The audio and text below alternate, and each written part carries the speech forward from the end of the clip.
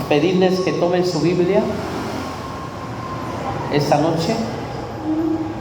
Tomen su Biblia.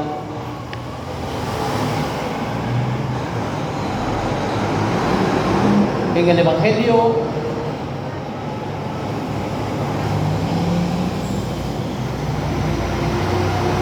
vamos a leer la carta de Primera de Juan primero, después nos vamos a ir al Evangelio.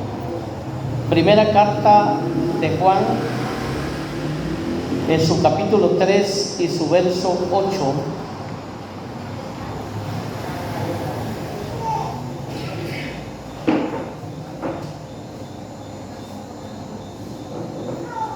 Vamos a leer como está escrito en esta carta primera de Juan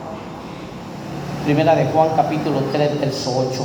Dice de la manera como está escrito: el que practica el pecado es del diablo, porque el diablo peca desde el principio. Para esto apareció el Hijo de Dios, para deshacer todas las obras del diablo.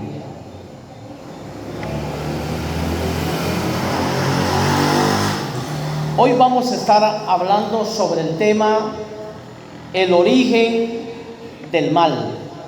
Diga conmigo que se oiga: el origen del mal.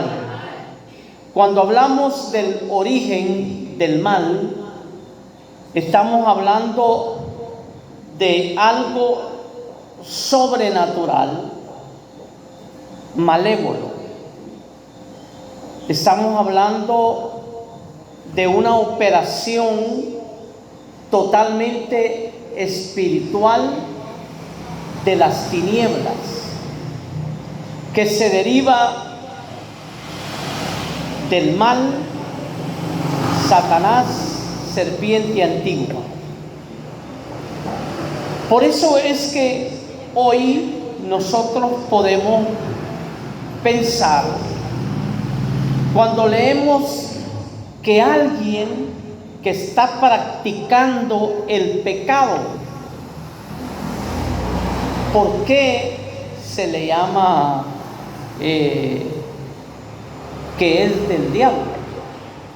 Porque alguien que está practicando el pecado no puede ser de Dios, porque tiene que dejar de pecar para ser de Dios, pero es hijo de Dios. Él dice: todas las almas son mías, el alma del Padre es mía, el alma del Hijo es mía, pero el alma que pecare, esa morirá. O sea, el pecado definitivamente trae muerte. Pablo le enseñó a los romanos y les dijo: la paga del pecado es muerte. Entonces, cuando hablamos de que todos somos hijos de Dios, pero si se está practicando el pecado, no podemos pertenecer a Él directamente. Tenemos que dejar de hacer lo malo. Por eso Él exige y dice: dame, hijo mío, tu corazón y miren tus ojos por mis caminos. Porque al darle el corazón al Señor, entonces viene una nueva dimensión para nosotros, la cual se convierte en las mejores bendiciones para el ser humano, porque dice: pero para esto apareció el Hijo de Dios, Jesucristo, para deshacer las obras ¿de quién? Del diablo. Porque mientras el ser humano está practicando el pecado, le pertenece directamente a Satanás. Pero luego que le da el corazón al Señor, le entrega el corazón a Él y le da permiso para que Él entre a su corazón cuando recibe el llamado que dice: yo estoy a la puerta y llamo.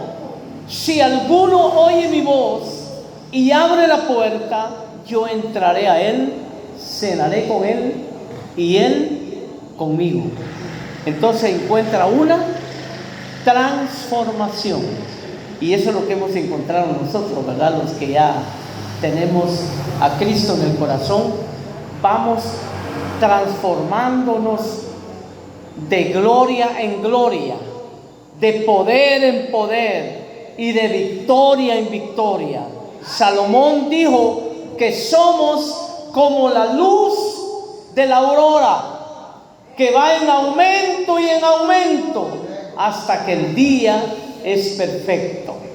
Ahora, a mí me sorprende el versículo que leímos, y ahí estamos. Ya le dije un montón de versículos, pero estamos todavía ahí.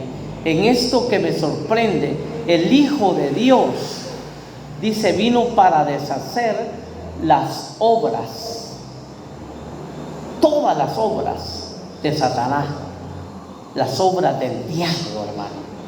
Ya las destruyó. Quiere decir que Satanás con la iglesia, con los hijos de Dios, está perdido. No tiene arte ni parte. Porque el Señor, en la muerte que tuvo en la cruz del Calvario, deshizo todos los pecados, deshizo todas las obras malévolas de las cuales el ser humano participa, y ya no tiene nada que ver. Hoy nosotros ya no podemos pecar, según la Biblia. Nosotros somos verdaderos hijos de Dios, y dice: perseveraremos en pecado para que la gracia crezca. En ninguna manera. La iglesia ya no peca. La iglesia lo que comete son faltas, errores, porque cuando nosotros estábamos perdidos, sin Dios y sin esperanza, entonces éramos pecadores.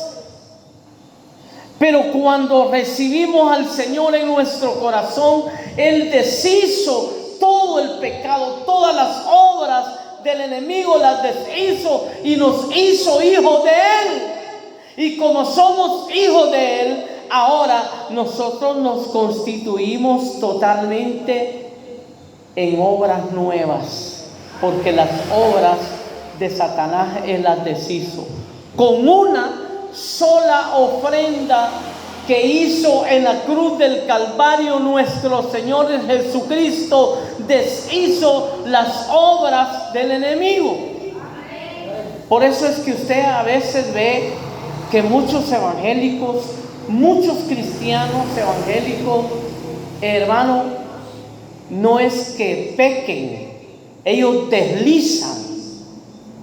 Yo he visto muchos que han deslizado, como alguien que se para en una cáscara de banano, ¿verdad? Y se para en la cáscara y eran grandes, lo mismo, grandes hombres de Dios, mujeres de Dios, han deslizado, pero de un momento a otro, como son hijos de Dios, como Dios destruyó el pecado que había en ellos, ahora viene y se convierten nuevamente y le dicen al Señor: perdóname, y Él los perdona. ¿Cuántos creen que Dios perdona? Él perdona. Miren, nosotros los seres humanos somos los que somos renuentes al perdón, que no nos gusta perdonar, pero Dios es perdonador. Él dice que es lento para la ira y grande en misericordia. A su nombre. Entonces, el que está en pecado nada más es del diablo. Nosotros ya no. Nosotros somos escogidos, elegidos, santificados, pueblo adquirido por Dios para hacer cosas buenas. Y cuando tú cometes un error, tienes que pagar una factura, ¿verdad? Es como cuando te metes a una deuda, tienes que pagar esa deuda. Entonces, pero no se le puede decir a alguien que comete un error, está caído, ahora es un hijo del diablo, no. Muchos he visto yo con mis propios ojos que se deslizan y luego oramos por ellos y vienen arrepentidos y siguen siendo siervos de Dios, porque ese perdón el Señor te lo hizo. Y por eso el mismo apóstol que escribió este versículo le dice hijitos, porque este apóstol todavía estaba en el concepto de la ley, porque los que están bajo la ley sí viven en pecado, según la palabra del Señor, y por eso todavía ellos tenían ese evangelio predicaban el evangelio de la circuncisión, y el evangelio de la circuncisión es el que tiene obras de la ley todavía, mientras que el apóstol Pablo predicaba el evangelio de la incircuncisión, que es el evangelio de la gracia. Aquí ya no se puede pecar.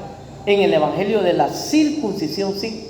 Y por eso él habló y les dijo: hijitos, si alguno hubiere cometido pecado entre vosotros, abogado tenéis para con el Padre, a Jesucristo el justo. Él ya no habló de términos de sangre prestada, de machos cabríos, de carneros, etcétera, etcétera. Habló de una sangre de un sacerdote pontífice que se hizo acreedor de toda nuestra maldad, de todo nuestro pecado, y entró en el lugar santo de una sola vez, y nos hizo libres. Por eso que nosotros ahora, luego que tú cometes un error, le dices: Señor, perdóname, y estamos en la gracia y Él nos perdona. Porque la gracia, hermano, es donde no se te va a imputar ninguno de los pecados que antes cometiste. Tú puedes ser que fuiste un ladrón, un secuestrador, un violador, no sé qué fuiste, pero eso ya no te lo toma en cuenta Él, ya no te lo toma en cuenta. Y aunque te deslices, y aunque te vayas a dar un colacito por ahí, Él siempre ahí tiene el ojo puesto y te guarda, y de repente tú te vienes y Él te perdona. Por eso Pablo dijo: le damos gracias a Dios que tenemos el ministerio de la reconciliación. A su nombre, nosotros tenemos el ministerio de la reconciliación, porque nosotros estamos en la gracia. Escuche lo que la palabra del Señor enseña en San Juan capítulo 8, verso 44. Vosotros sois de vuestro padre el diablo, y los deseos de vuestro padre queréis hacer. Él ha sido homicida desde el principio y no ha permanecido en la verdad, porque no hay verdad en él. Cuando habla mentira, de suyo habla, pues es mentiroso y padre de mentira. Dios nos libre de estar practicando esas cosas. ¿Verdad que ya no podemos? No podemos mentir, no podemos robar, no podemos adulterar, no podemos fornicar, porque entonces definitivamente nos metemos en otro nivel, en un descuido pecaminoso, y entonces ya no podemos ser de Dios. Que el Señor nos libre, que el Señor nos guarde, que el Señor nos proteja, y que Él haga resplandecer su rostro sobre nosotros y ponga en nosotros paz. Levanta tu mano derecha, cierra tus ojos y dile: Señor Jesús, gracias por esta palabra que hoy he escuchado. Gracias porque me has dicho que me has perdonado y que todos mis pecados fueron borrados en la cruz del Calvario. y que ahora soy libre para adorarte, para bendecirte, para exaltarte. Soy un verdadero hijo tuyo, una verdadera hija. Por eso te doy gracias. Me declaro prosperado, me declaro sano, me declaro completo, me declaro bendecido con abundante bendición. En el nombre de Jesús de Nazaret profetizo cosas maravillosas y grandes sobre la vida de tus hijos, oh Dios. Amén y amén. Démosle un fuerte aplauso al Señor.